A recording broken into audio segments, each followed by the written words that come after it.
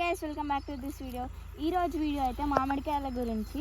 Present మేమైతే మా చిన్ననాని వాళ్ళ ఫామ్లో ఉన్నాం. మనకి నార్మల్గా బయట దొరికే మామిడికాయలు అంతా కల్తీవి చేస్తారు కదా, అన్ని మెడిసిన్స్ యూజ్ చేసి చేస్తారు కదా. సో మనం అవి తినొద్దు. ఫామ్స్లలో దొరుకుతాయి కదా, అవి చూడడానికి వచ్చినాం మేము. అలాగే తీసుకుంటాం కూడా, మళ్ళీ మీకు కూడా చూపిస్తాం. Come on, let's move on. అండి మీరే చూసుకోవచ్చు మామిడికాయలు ఎంత ఫ్రెష్ ఉన్నాయో. మనం బయట తినే మామిడికాయలు అయితే కల్తీగా చేస్తారు, అన్ని మెడిసిన్స్ యూజ్ చేసి చేస్తారు. కాబట్టి మనం తింటే టేస్ట్ అనిపిస్తాయి అనుకోండి, కానీ ఇవి తింటే ఒక వేరే లెవెల్ టేస్ట్ వస్తుంది. న్యాచురల్గా పండించుకోవాలంటే బియ్యంది ఉంటుంది కదా, మనం బియ్యం ఎలా స్టోర్ చేసుకుంటామో అందులో వేసుకొని ఒక 2-3 days వరకు ఉంచితే అదే పండిపోతాయి. మంచిగా టేస్టీ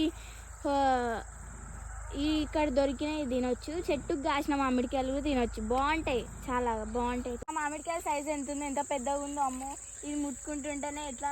చూడండి మా చెట్టు ఎంత పెద్ద కాసినాయో, గట్టిగా ఉన్నాయి.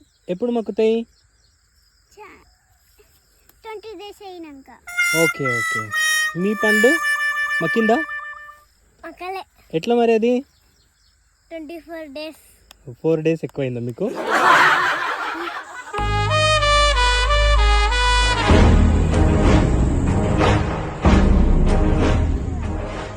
పోదాం అని అనుకున్నాం. చూడొచ్చు మీరే, ఫామ్కి పోయేసి వస్తుంటే పెట్రోల్ అయిపోయింది, చూసుకోవచ్చు మీరే. అయ్యో, ఇక నాకు ఉంటుంది పొట్టు కొడతారు నేను ఇంటికి పోయినాక.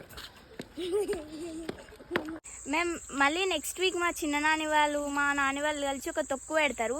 ఆ తొక్కు వీడియోతో ఎట్లా పెడతారు, మొత్తం ఏమేమి ప్రిపరేషన్ చేస్తారో ఆ వీడియోతో మీ ముందుకు వచ్చేసా. Bye bye, thanks for watching my video.